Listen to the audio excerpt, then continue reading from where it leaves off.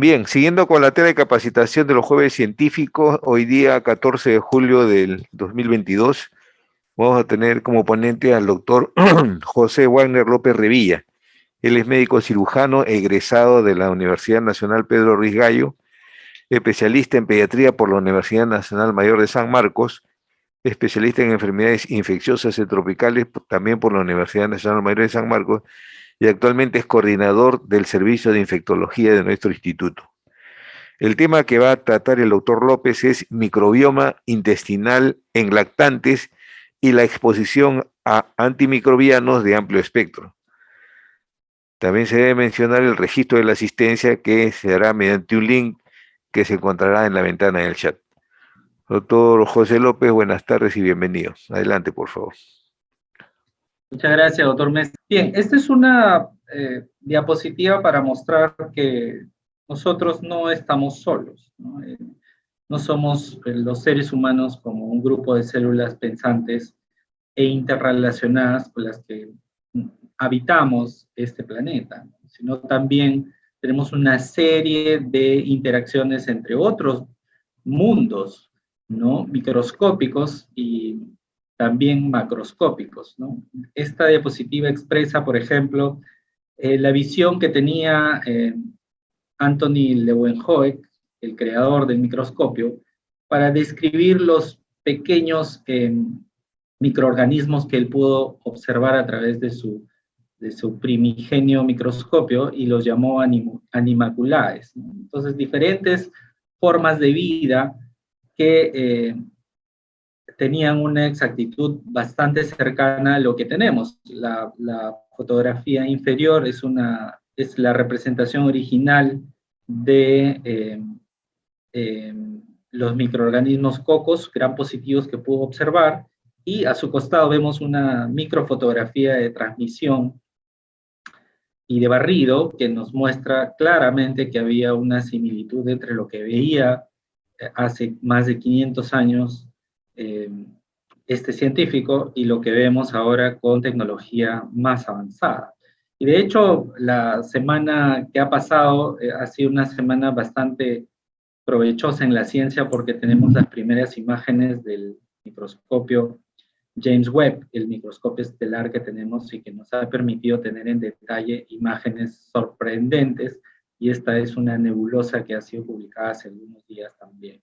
Entonces, con esto quiere decir que si uno se pone a pensar entre la interacción entre reinos que tenemos, tanto en nuestro día a día como en las posibilidades que nos brinda la ciencia para interpretar, identificar y comprender estas relaciones, es un campo de investigación bastante amplio.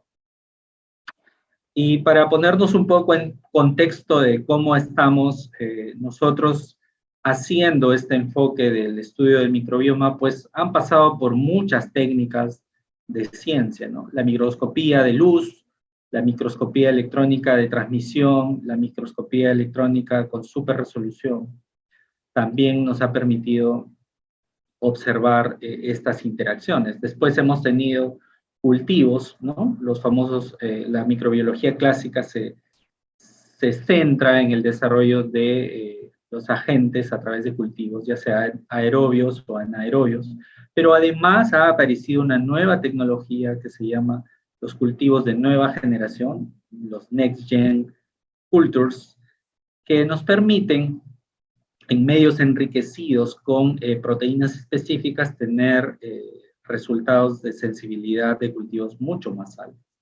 Después hemos tenido técnicas también como detección de ácidos nucleicos y el desarrollo de la biología molecular a través de PCRs o arrays o secuenciamientos primarios, pues nos permitieron también identificar estas filogenias, estas pertenencias de algunos grupos de bacterias hacia otras familias que anteriormente estaban divididas y ahora se están consolidando o se están moviendo, ¿no? La taxonomía basada en biología molecular ha marcado un hito en cuanto a la clasificación de microorganismos. Y además las otras técnicas como la espectroscopía, la enzimología y la inmunoquímica nos han permitido también identificar metabolitos, proteínas, que con técnicas que nosotros conocemos como espectroscopía de masas y el secuenciamiento del genoma, ¿no? Los famosos NGS o los secuenciamientos de nueva generación, que permiten pues un mapeo genómico de todo el microorganismo, nos brinda la oportunidad de tener toda la información respecto a qué se produce en una bacteria, cómo esto se secreta, cómo esto se activa a nivel genético y qué interacciones pueden producir en determinado medio, ¿no? Entonces, para que veamos hacia dónde va la investigación y el conocimiento de la interacción entre microorganismos. Dicho sea de paso, nosotros en el instituto tenemos estas tecnologías de punta, tenemos NGS en nuestro servicio de genética y tenemos espectroscopía de masas en nuestro servicio de patología clínica. Ambos están disponibles con algunas pruebas que se han ido implementando a través de estos años y que ya tenemos unos resultados que podemos mostrar en algún momento. Y así como ha habido desarrollos en cuanto a la tecnología para la identificación de microbios, las tecnologías que se han desarrollado también para la identificación de microbiomas también han mostrado pues tecnologías que ahora ya están disponibles para nosotros, ¿no? Los secuenciamientos totales del DNA, la espectroscopía de masas para ver productos proteicos y sus interacciones, ¿no?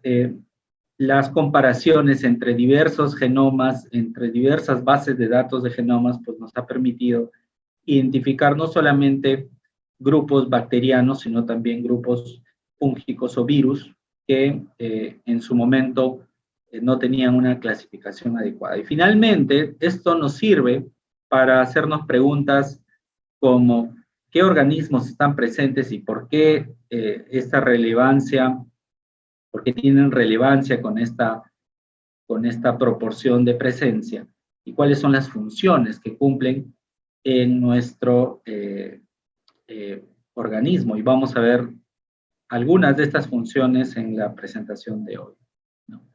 Para comentar un poco sobre cultivos de nueva generación, cuando nosotros tomamos cultivos, pues el rendimiento probable es alrededor de un 30%, entonces estamos perdiendo casi el 70% de información respecto a los gérmenes con los cuales interactuamos o con los que probablemente tengamos algún evento patogénico. Sin embargo, cuando hablamos de estos cultivos de nueva generación, estamos hablando de una sensibilidad mayor cercana al 95%, ¿no?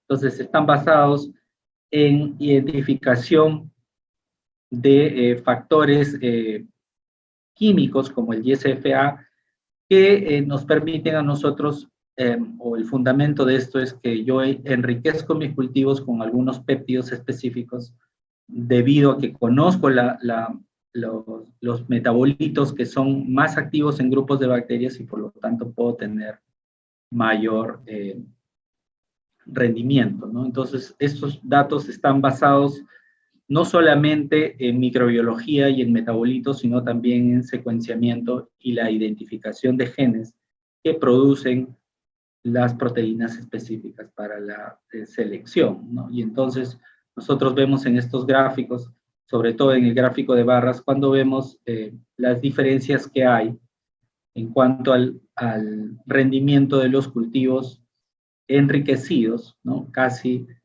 en números de unidades taxonómicas efectivas o funcionales, tenemos una diferencia importante comparado a la microbiología clásica. Entonces, para hablar de microbioma, ¿no? Primero hay que tener una definición específica. Esta definición se ancló en el año 2001, que habla sobre una comunidad ecológica de microorganismos comensales, simbióticos y también patógenos dentro de un espacio corporal u otro ambiente. De hecho, esta definición habla de espacios corporales y nosotros tenemos diversos microbiomas en diversos espacios corporales, la piel, la cavidad oral, el tracto gastrointestinal, el aparato genital, y algunos otros que vamos a ver.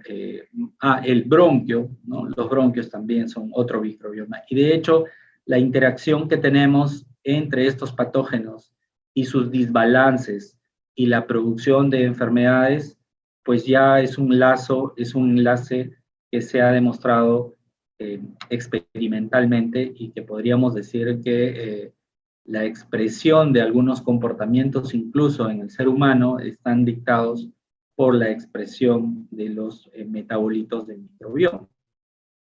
Entonces, ya desde el año 1875 teníamos diversos escritos que nos mostraban el enorme panorama de los comensales, ¿no? 264 ejemplos de microorganismos comensales en el año 1875, y haciendo una estimación, la comparación entre el número de células que nuestro organismo tiene con el número de células microbianas que portamos, pues la diferencia es abrumadora a favor de los microorganismos, ¿no? 10 veces la cantidad de células es una comparación que es abrumadora, ¿no? Y si tomamos en cuenta el peso, ¿no? Estamos hablando de hasta un 3% del índice de masa corporal total está representado por los microorganismos que nosotros tenemos en los diversos sistemas corporales, ¿no? La mayoría de ellos obviamente son no patogénicos porque producen una relación de simbiosis con el huésped. Y esto tiene mucho que ver también con la evolución, ¿no? En términos de biología evolutiva, la interacción entre dos o más especies, pues ha tenido primero un choque inicial en la cual ha habido una predominancia de unos sobre otros, y después con la evolución hemos logrado complementar lo que necesitamos. Y eso lo vamos a explicar un poquito más adelante. Pero la idea es que sepamos que hasta un 3% de nuestro índice de masa corporal está representado por microorganismos. Hay que tener en cuenta también que no solamente estamos hablando de microbioma, sino también estamos hablando de la interacción entre la genética, que vienen a ser los genomas, y la expresión de activaciones genéticas debido al ambiente, lo que se llama el epigenoma. Entonces tenemos una interrelación ya entre los genes que nosotros tenemos, entre la carga ambiental que dispara algunas expresiones genéticas y nuestra carga microbiana, la microbiota o microbioma que portamos, y que nos permiten a nosotros desarrollarnos tal como somos ahora, ¿no? Entonces, todos los animales y las plantas establecen relaciones simbióticas entre los microorganismos con los que tienen alcance. Y esta implicancia, obviamente, es que todos interaccionamos entre todos, ¿no? Es una regla funcional de que diversos reinos se comuniquen, ¿no? Esto tiende a la estabilidad de los organismos complejos. De hecho, cuando hay una disbiosis o cuando hay una alteración en el microbioma de algún órgano, el tiempo y la activación de los genes ambientales permite que al cese del evento de exposición, esto tienda al equilibrio o la estabilidad. Entonces, como ya habíamos comentado, el microbioma tiene que ver mucho en fenómenos importantes en la salud y en la enfermedad humana, tan complejos como, por ejemplo, la obesidad, como, por ejemplo, el asma, como, por ejemplo, algunos comportamientos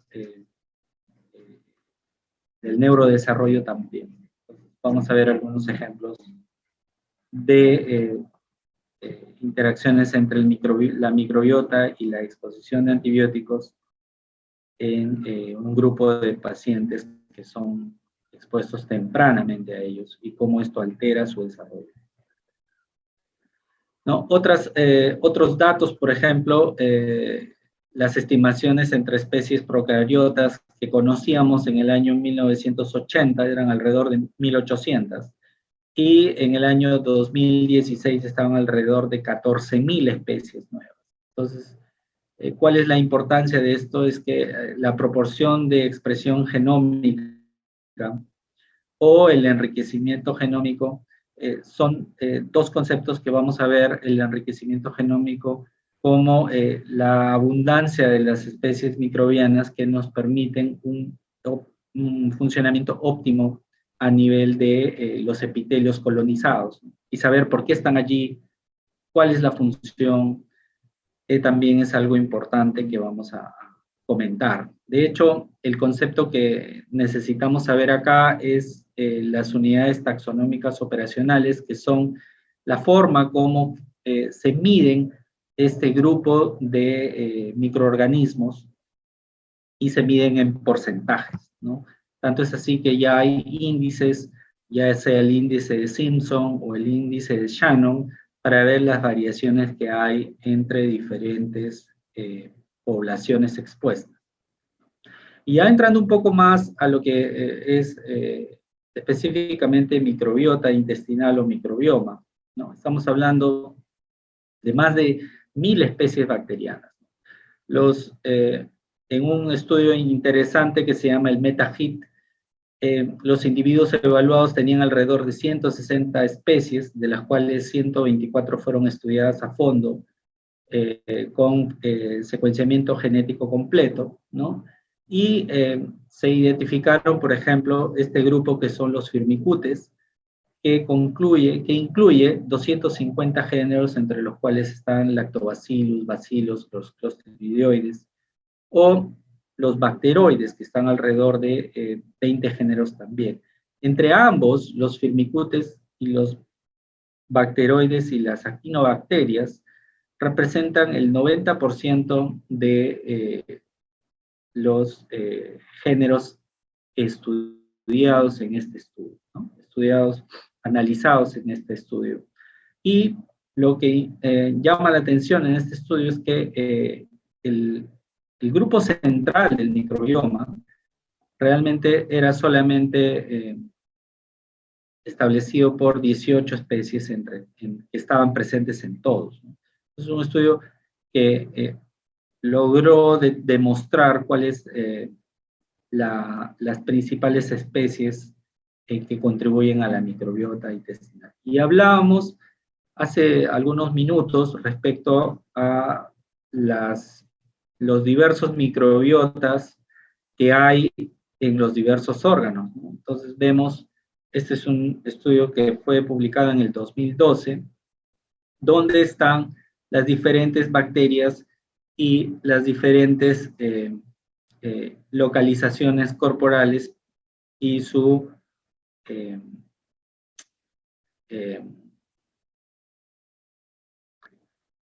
la composición en proporciones por cada uno de ellos con respecto a los géneros, ¿no? Entonces, fíjense que no solamente estamos hablando de la piel, sino también estamos hablando, por ejemplo, del aparato genital, del estómago, ¿no? Del colon, del esófago, de la cavidad oral, el pelo y las narinas, ¿no?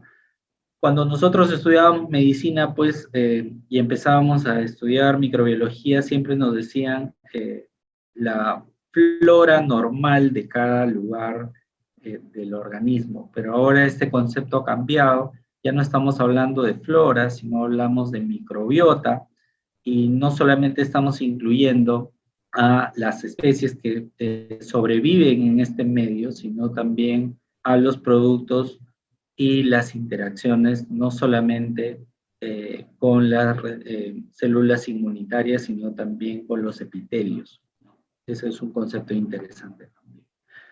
Y hay proyectos muy grandes respecto a la evaluación de la microbiota humana. De hecho, este es un reporte que salió publicado en Cell, donde se evalúan pues los diversos tipos de los mapas de microbiota en diferentes localizaciones corporales, y no solamente de voluntarios humanos, sino también en la distribución a nivel mundial, ¿no? Hay centros que han sido colaboradores en Estados Unidos, hay centros que han sido colaboradores en Venezuela, en Europa y en África, ¿no? De hecho, este dato es interesante también porque nos dice, este estudio es interesante porque nos dice también qué microbiotas están presentes en qué región, pero además nos dice cómo es que se distribuyen en términos de concentración en espacios corporales de acuerdo a la localización, ¿no? Es diferente la interacción que tenemos en Sudamérica versus la de Europa o la de África o la de Norteamérica. Y no solo eso, sino también la interacción que tenemos, por ejemplo, respecto al embarazo. Hay cambios en la microbiota respecto al embarazo y que se ve claramente cómo se distribuyen a través del tiempo los diversos géneros de este estudio, ¿no? Entonces, hay esfuerzos muy interesantes para ver cómo es la interacción normal y cómo esta interacción normal con diversas manifestaciones de enfermedad se altera, o la exposición a fármacos también la altera, ¿no? Entonces, hablamos de perspectivas tradicionales, ¿no? Hay una expansión inevitable de los microbios en espacios expuestos, la famosa colonización, ¿no? La famosa identificación de gérmenes que no deberían estar en un espacio corporal expuesto, ya sea, por ejemplo, heridas quirúrgicas, ¿no? O cavidades expuestas. Todo la evolución nos dice que va a haber una colonización en algún momento. Estas colonizaciones pueden ser tan rápidas como 24 o 48 horas después de la exposición de este nuevo espacio, ¿no? Sin embargo, hay que saber también que los microbios comensales establecen una relación simbiótica con el huésped y finalmente aprovechan los nutrientes que les provee, ¿no? Entonces está basada en que yo tenga un nutriente adecuado para que se desarrolle determinado género o especie microbiana también. Hay que entender también que este espacio de la microbiota es la interfaz para el reconocimiento inmunitario, no solamente desde las células clásicas de la inmunología, ¿no? Sino como las células presentadoras de antígenos, sino también, como les comentaba, los epitelios o las células que están expuestas de primera intención con estos gérmenes. Muchas veces vamos a ver que esta microbiota está confinada a la superficie de los compartimientos. Sin embargo, a veces puede estar interrumpido por algunas soluciones de continuidad, y esto puede traducir algún desbalance que finalmente se traduzca en una infección, ¿no? Lo que está cambiando ahora es que la interacción microbiana entre el huésped es un proceso altamente regulado, ¿no?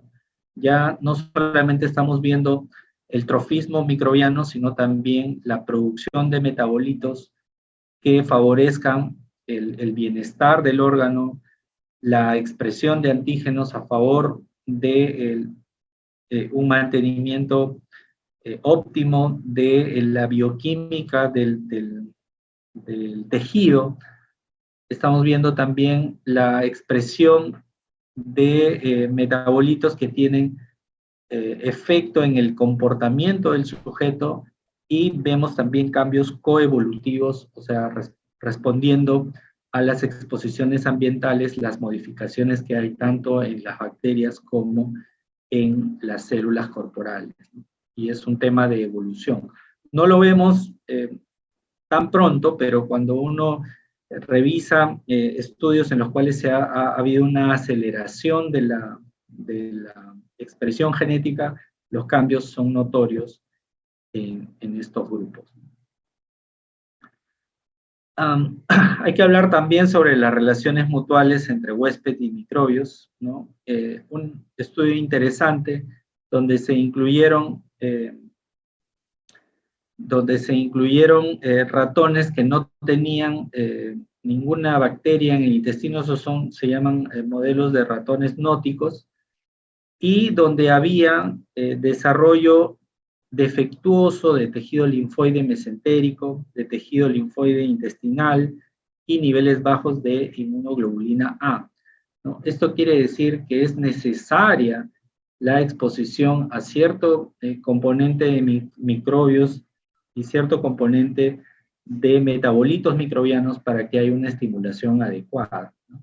Esto también nos da pie para pensar en el equilibrio inmunitario que hay entre el huésped y la microbiota comensal, sobre todo intestinal, ¿no? Y finalmente, se han descrito una serie de funciones específicas de la microbiota, que las podemos listar aquí, como sellar espacios corporales, o sea, favorecer la cicatrización, mitigar los patógenos intestinales, mantener la homeostasis, ya hemos dicho, a través de la expresión de metabolitos, facilitar la fermentación de fibras dietéticas a través de productos como la inulina, la pectina, mejor proveer un rendimiento energético crítico, utilizar otros productos o generar productos metabólicos como por ejemplo los productos dependientes como vitamina K, por ejemplo, ¿no? Procesamiento de fármacos terapéuticos también, señalización entre células,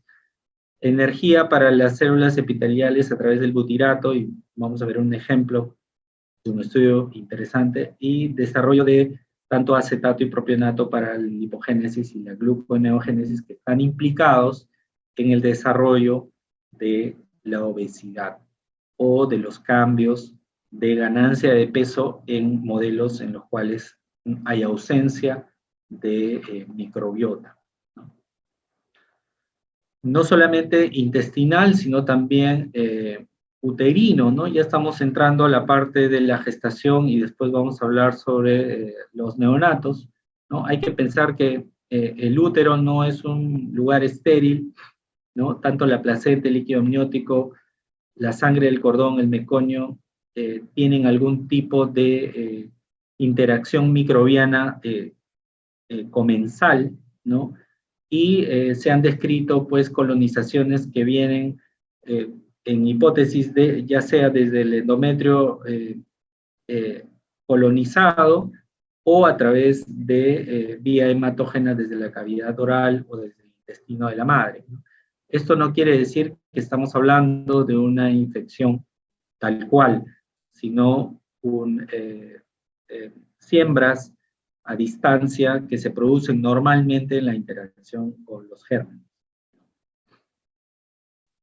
Cuando ya hablamos de el nacimiento y hablamos de la colonización que existe a nivel intestinal, pues la principal ruta es la colonización que tenemos a través del canal del parto y también durante la lactancia, ¿no? Al inicio, el neonato es colonizado por bacterias anaerobias facultativas, ¿no? Pero finalmente se traduce en una colonización posterior por bacterias anaerobias obligadas, como los bacteroides, como los firmicutes que ya vimos, y las actinobacterias, que constituyen casi el 90% de los géneros que se han podido evaluar, ¿no? Y a lo largo del primer año se mantiene casi igual, ¿no? Y solo fluctúa con el crecimiento y con el desarrollo del propio paciente, ¿no? Se estabilizan estas clonas hasta el 1 o 2 años de vida y que se asemejan mucho al patrón adulto final. De hecho, hay estudios de cohortes en los cuales se ha visto que las marcas genéticas de de los aislamientos de esta microbiota en pacientes que tenían, que fueron colectados en edad neonatal, a los 5 o 6 años siguen siendo las mismas, y esto evaluado por secuenciamiento genómico, y que nos dicen pues que hay una estabilidad que se mantiene luego de los 2 años. En niños pequeños el microbioma es muy similar a la madre, ¿no? Esto se ha demostrado en estudios de gemelos, ¿no? Pero aún la evidencia para decir que se transmite directamente es un poco compleja de evaluar. Entonces veamos aquí cómo es que influye la lactancia materna y el microbioma. De hecho, hay que saber que la lactancia, en la leche, hay 3 componentes sólidos mayores, la lactosa y la grasa como primer y segundo, y los oligosacáridos como tercer componente, ¿no? Estos oligosacáridos no son digeribles en lactantes porque les falta una enzima, que es la glicosidasa, pero que se produce cuando nosotros tenemos especies como Bacteroides o Bifidobacterium presentes y que nos ayudan a metabolizar estos oligosacáridos de tercer nivel, ¿no? Entonces, estos son capaces de digerirlo y por lo tanto favorecen en la nutrición infantil temprana.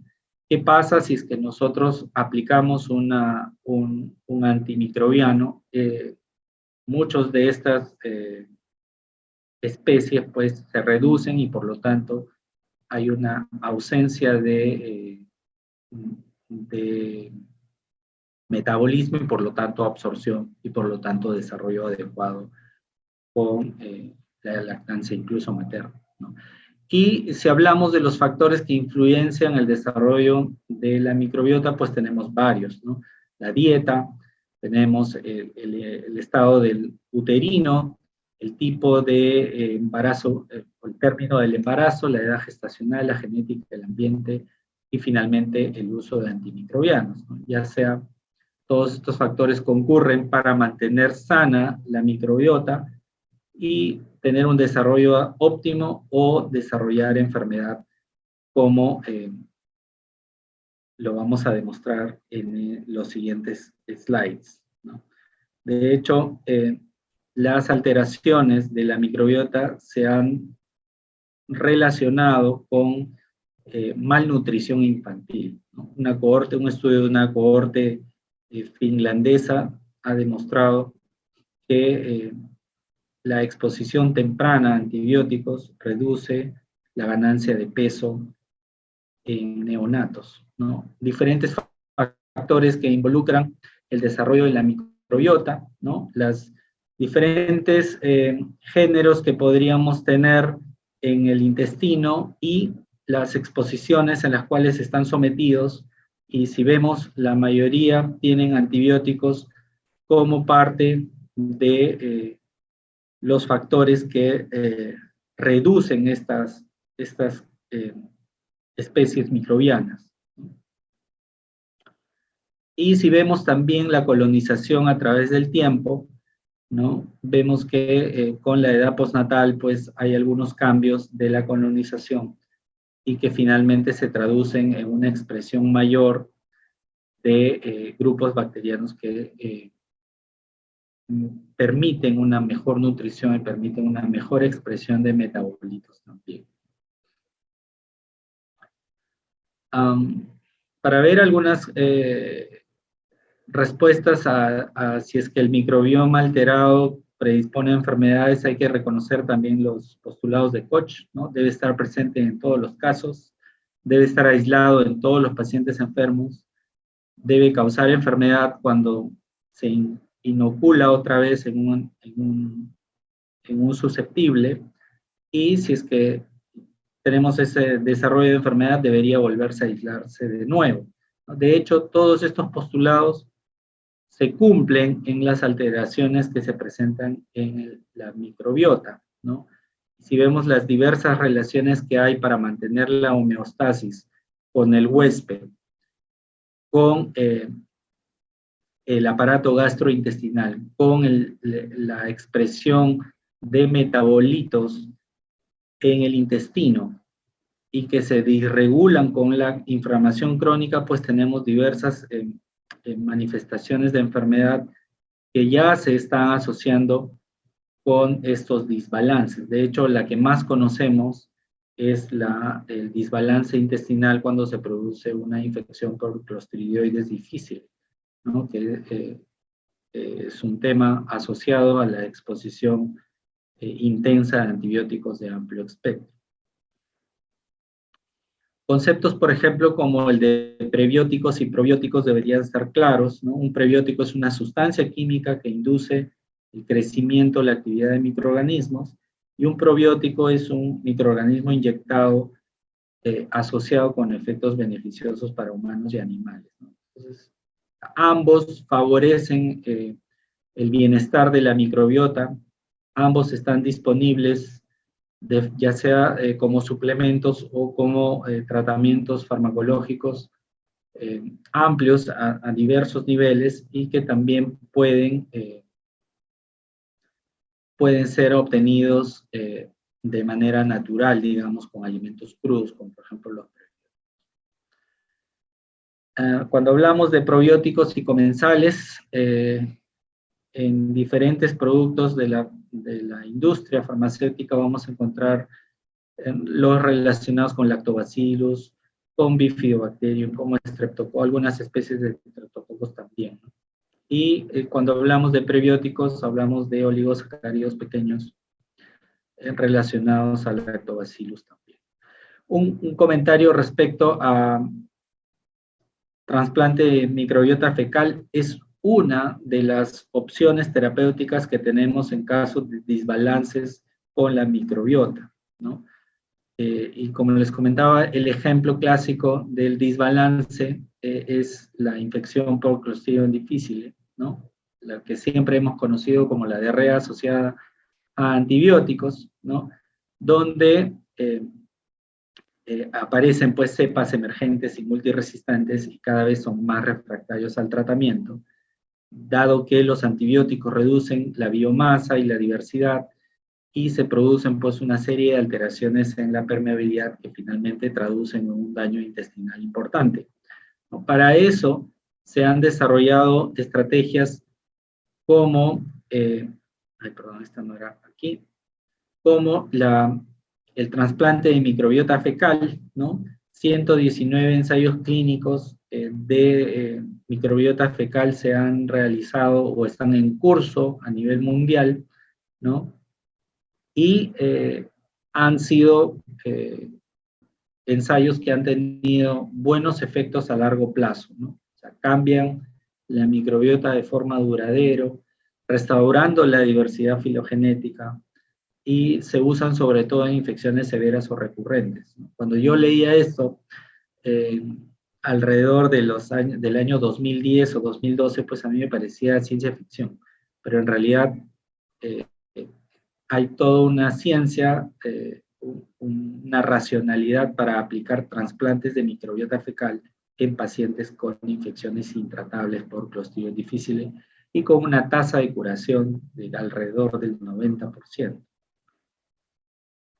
Y entonces pasemos ya a mostrar cuáles son los cambios que se producen entre la exposición de antibióticos en niños que de pocos días de vida o meses de vida, ¿no? Este es un ensayo, por ejemplo, que incluyó 87 niños que finalmente fueron evaluados 40 en cada grupo, ¿no? Donde lo más importante, y vamos a ver los colores, ¿no? La exposición a citromicina y la exposición y la ausencia de antibióticos como un placebo, ¿no? Para ver los porcentajes de cambio de densidades de especies de la microbiota, ¿no? Ya habíamos hablado que las unidades taxonómicas funcionales se miden en porcentajes o en densidades, ¿no? Y cuando vemos la exposición a citromicina, vemos un cambio más acusado comparados al placebo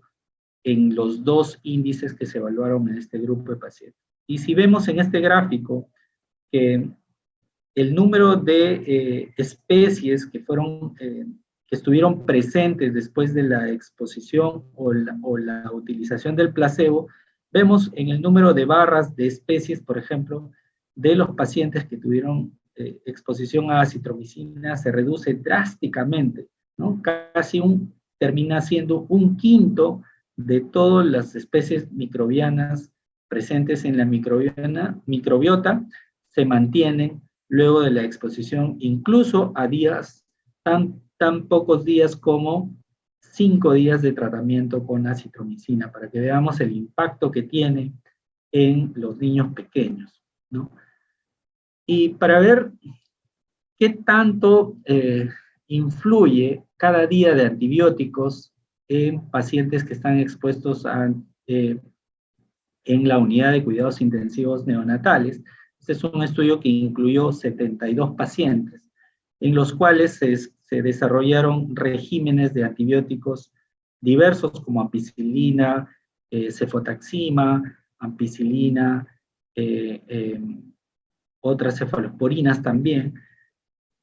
Y lo que vemos en las barras son el número de especies microbianas que estuvieron al inicio del tratamiento y después del tratamiento las que quedaron, para que podamos ver el impacto que tenía la terapia antimicrobiana tan corta como 5 días, ¿no? En ambos grupos, y el impacto pues es brutal. ¿Cuánto cambia con cada día de antibióticos la composición de la microbiota después del 5.º día de tratamiento? Se reduce en un promedio de 16 al 18% de especies microbianas en el intestino de neonatos expuestos a antibióticos, para que veamos qué tanto daño podríamos hacer dándole antibióticos de más a pacientes que no necesitan,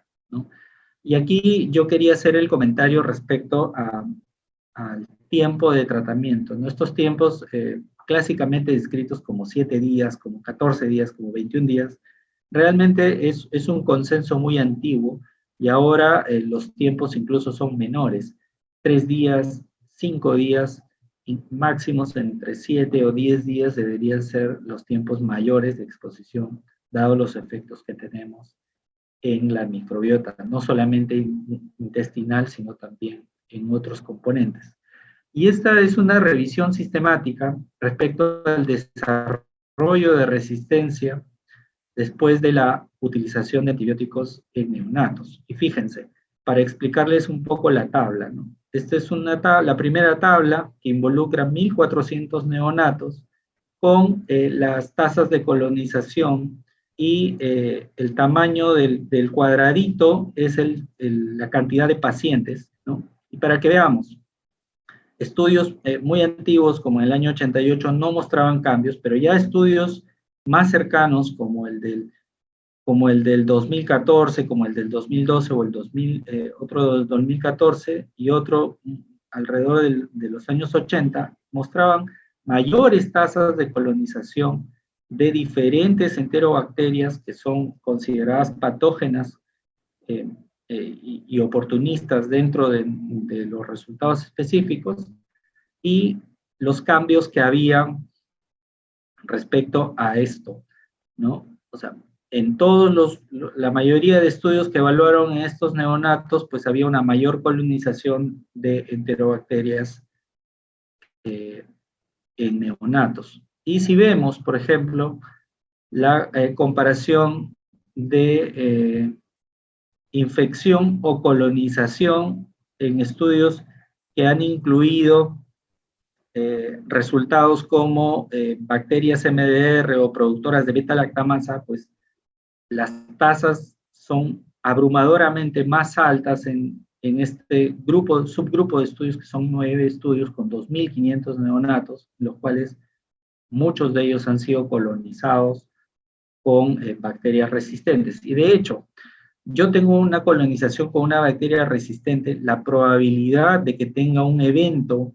relacionado, o sea, una sepsis relacionada a esa colonización es alrededor del 30%. Entonces, 1 de cada 3 sepsis que se producen en un paciente colonizado, pues provienen de la cepa que he reconocido como tal.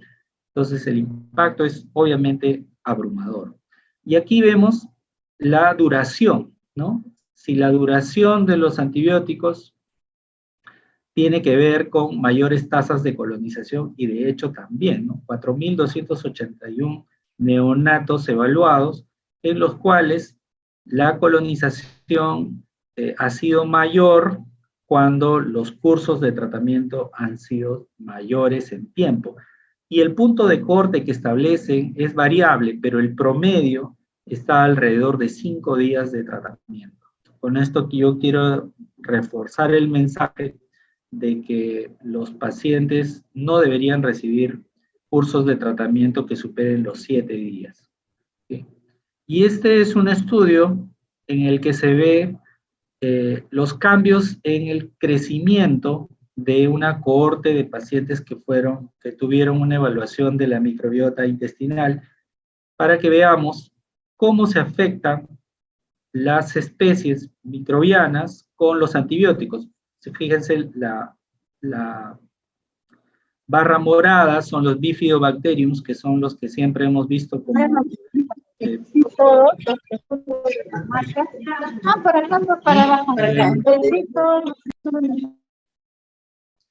Y cuando tenemos una exposición a antibióticos, ¿no?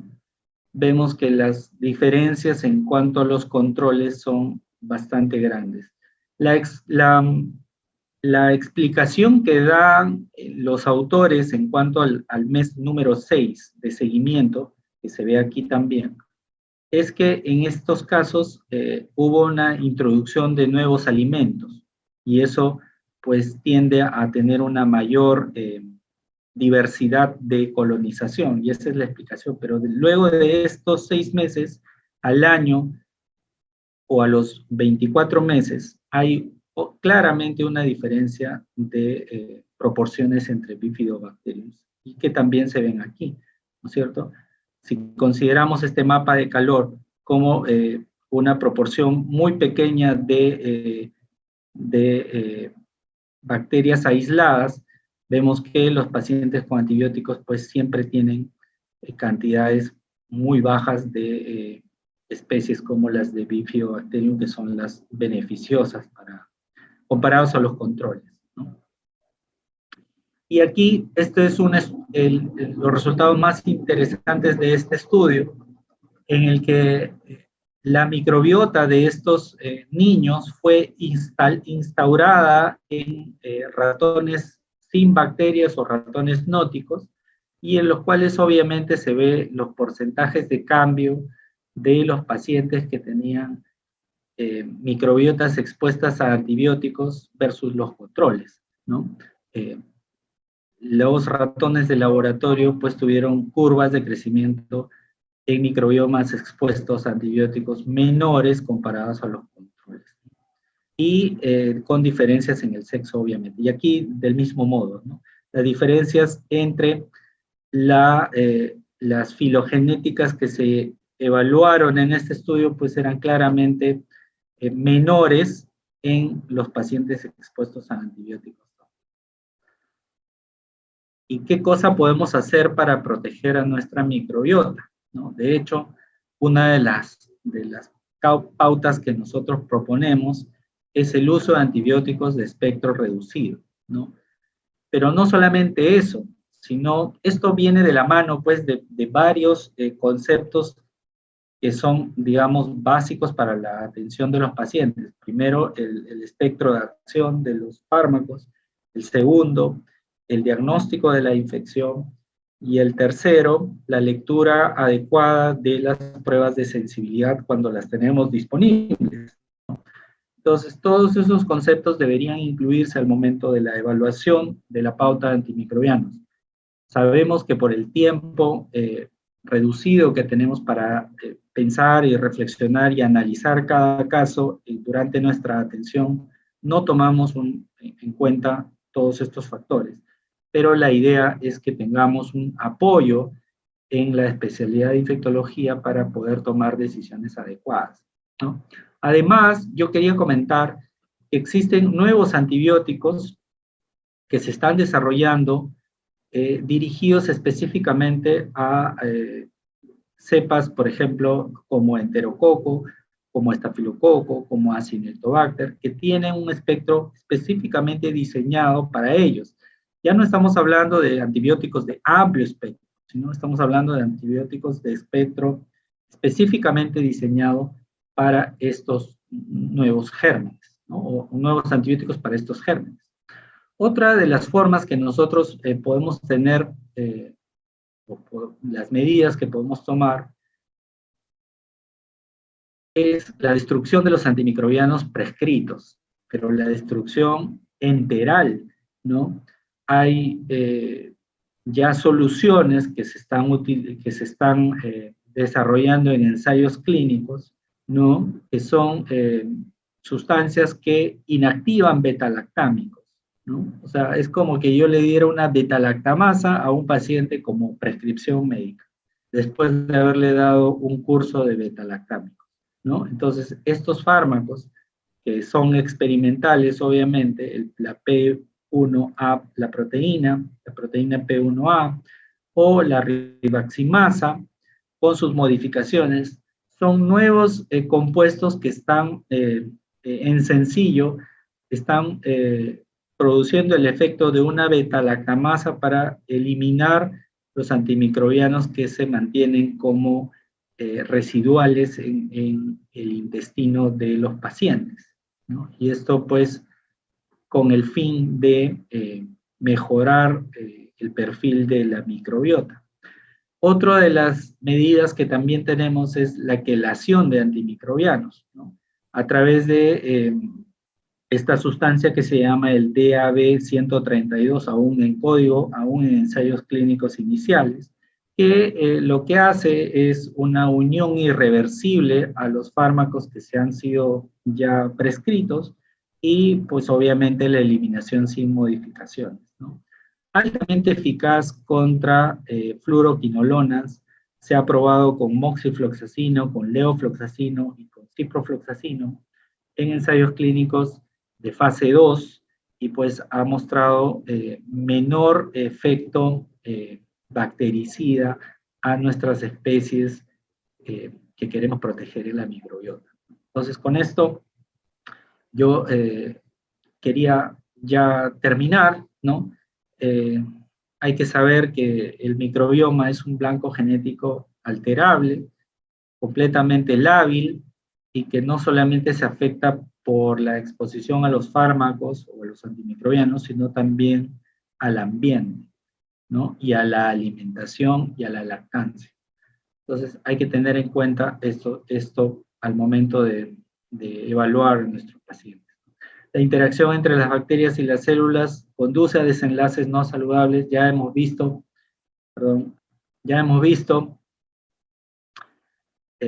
los efectos que hay, no solamente en sepsis o en tratamientos antibióticos y el peso y Clostridium difficile, sino también obesidad, asma y algunos efectos a distancia también. La protección del microbioma depende de la menor exposición a los antimicrobianos. De hecho, menos tiempo, menos espectro, para todos va a ser mejor, ¿no? Si nosotros pensamos en que darle un antibiótico grande o de amplio espectro es mejor, probablemente no estamos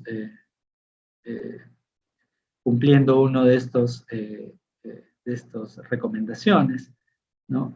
En el lactante, la transmisión de microbiota materna es importante. De hecho, no puse el estudio de transmisión de microbiota materna, pero el estudio en gemelos demostró que los que lactan tienen mayor transmisión de especies que los que no lactan, ¿no? Gemelos incluso. Muy interesante. Y obviamente el mensaje final es que hay que usar los antimicrobianos de modo racional. Y modo racional incluye no solamente pensar en la dosificación, la frecuencia, la indicación y el tiempo, sino también pensar en el espectro, en la sensibilidad y en la posibilidad de que estemos tratando una colonización más que una infección. Y para que nosotros ayudemos en eso, pues basta una interconsulta a través del sistema para poder lograrlo. Y somos felices viendo a los pacientes y discutiendo los enfoques que sean necesarios para ello. Y finalmente una reflexión. Yo buscando imágenes para poner mi primera diapositiva, me topé con una imagen que es la del microscopio de Leeuwenhoek, ¿no? Este fue el microscopio que usó Leeuwenhoek para describir todo el mundo microscópico que tenemos ahora, ¿no? Y que está basado en una esfera de cristal, ¿no? Y me llamó la atención porque cuando nosotros hacíamos impresión 3D y microscopía portátil en el laboratorio, utilizábamos microesferas de cristal también para hacerlo portátil, ¿no? Una semiesfera de cristal para nuestro celular. Este es un microscopio basado en smartphones, impreso en 3D.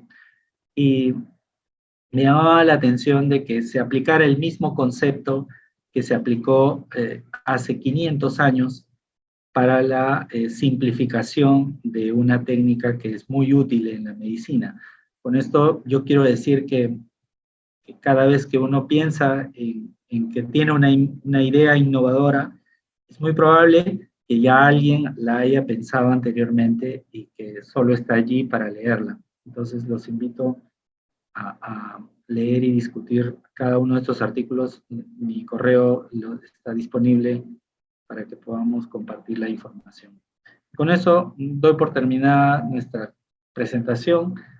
Gracias por todo. Quedo atento a sus preguntas. Muchas gracias, doctor López. Tenemos una pregunta que nos dice, ¿cómo influye la microbiota intestinal en los neonatos con alimentación artificial? Es una buena pregunta. De hecho, la composición de la alimentación artificial está integrada en su mayoría por azúcares ya procesados, ¿no? Entonces, la concentración de azúcares ya procesados en suplementos nutricionales no permite un buen desarrollo de especies microbianas beneficiosas como el Lactobacillus, como el Bifidobacterium. Estas especies necesitan oligosacáridos un poco más grandes para poder tener un crecimiento óptimo. Entonces, ya se ha visto que los neonatos que tienen, o los lactantes que tienen, usan fórmulas artificiales, igual permanecen con un desbalance en esta sección del microbio. Sí. Gracias. Muy buena pregunta. Muchas gracias, doctor. Tenemos otra pregunta que dice, las diferencias entre la microbiota intestinal de un recién nacido por vía vaginal y por recién nacido de manera cesárea. Sí, de hecho, la diferencia es importante. No puse el gráfico, pero cuando vemos los factores que afectan el desarrollo de la microbiota intestinal, el principal factor es el paso a través del canal del parto, ¿no? Ahí la piel del neonato se coloniza, la cavidad oral se coloniza y se expresa lo que naturalmente uno podría mostrar como un neonato saludable, ¿no? Sin embargo, cuando hay partos por cesárea, esta proporción llega a ser tan pequeña como un 15 o 20% comparado a los pacientes que han tenido parto natural, parto vaginal, ¿no? Entonces, la expresión de estas especies como Bifidobacterium, como Firmicutes, como arcanobacterias, es mucho menor en neonatos que han nacido a través de cesárea. Y obviamente esto tiende a jalarse hacia los meses posteriores al nacimiento, pero en cierta medida se estabiliza ya después del año y medio, ¿no? O sea, el primer año, por lo menos, hay una diferencia importante. Bonita pregunta, muchas gracias.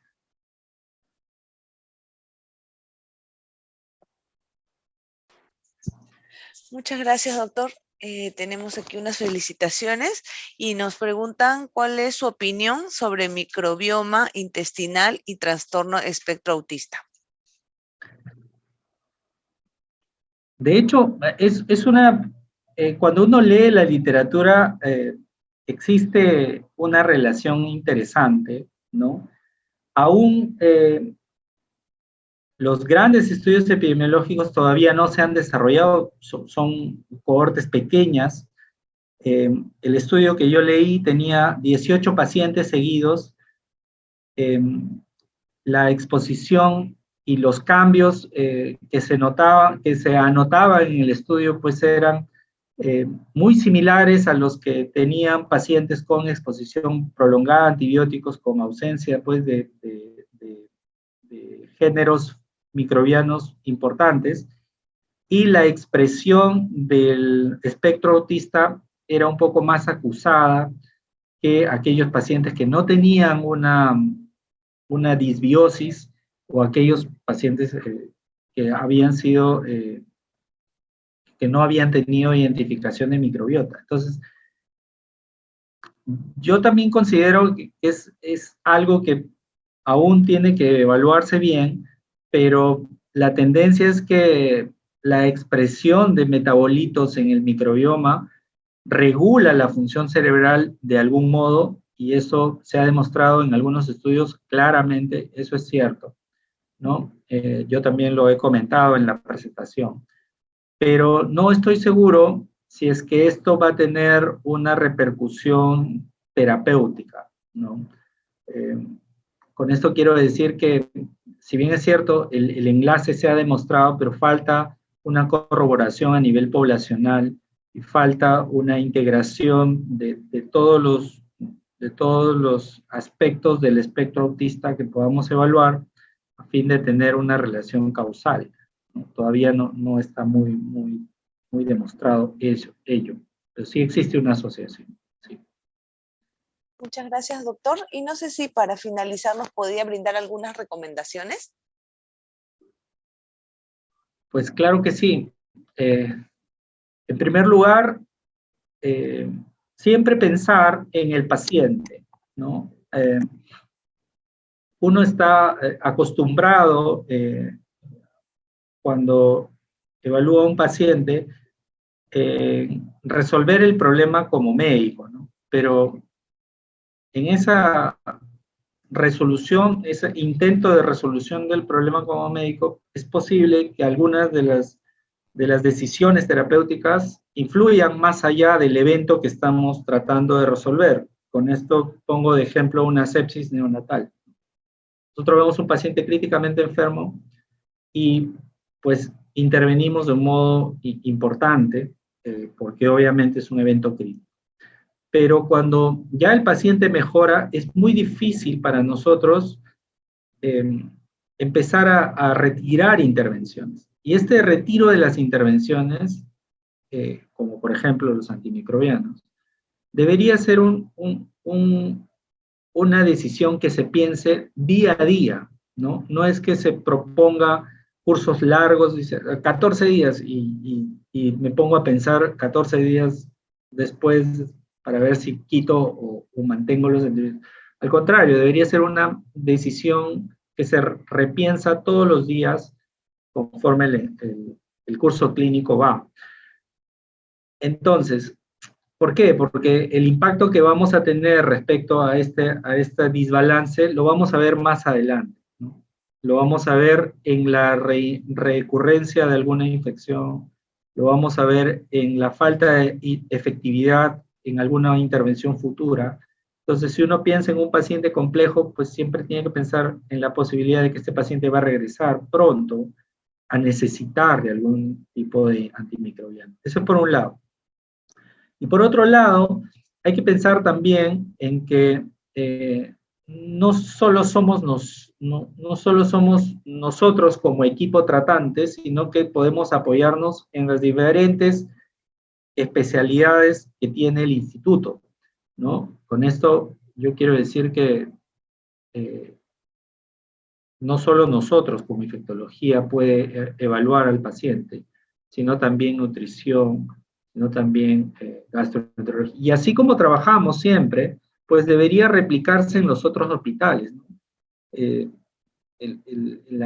la generación de decisiones con el paciente debería ser más un tema integrado que una decisión que yo soy el médico tratante y yo defino lo que se hace. Más bien debería ser un consenso entre todos, ¿no? Y es como trabajamos siempre. Y finalmente, pues, la otra recomendación, llámenos cuando necesiten ayuda. Gracias. Muchas gracias, doctor López, y los esperamos el próximo jueves con otra telecapacitación de Jueves Científico.